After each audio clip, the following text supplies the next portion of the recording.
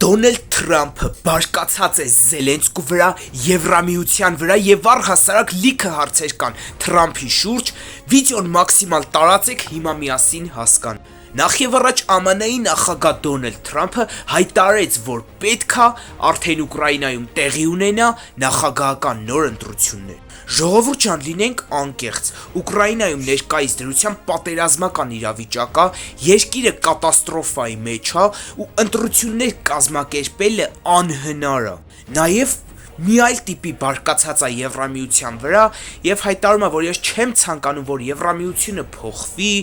ես չեմ ցանկանում, որ Եվրամիությունը դառնա ուրիշ, ու լինենք անկեղծ ժողովուրդ ջան, Թրամփը իրավացի է։ Մարդկային առումով Ուկրաինային եթե այլևս չօգնես, դա անմարդկային երևույթ է։ Բայց տնտեսական առումով ժողովուրդ ջան, ցավոք Թրամփը իրավացի է։ Եվրամիությունը միլիարդներ ծախսելով օգնելով Ուկրաինային վնասում է իր տնտեսությանը։ Եվ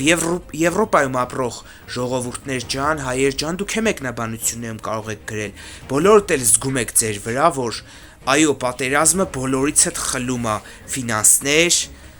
եւ ամեն ինչ։ Սրա հետ զուգահեռ Եվրամիության վերնախավը հայտարարել է, որ ճնշումները ավելի են ուժեղացնելու, որպեսզի վերջնականապես Ռուսաստանը նստի բանակցային սեղանի շուրջ։ Եթե լինենք անկեղծ ժողովուրդ ջան, Թրամփը իրավացի է, տնտեսական համաշխարհային մակարդակներով իրավացի է։ Մարդկային առումով իհարկե Ուկրաինային մենակ թողելը անմարդկային կլինի, բայց դե ժողովուրդ ջան,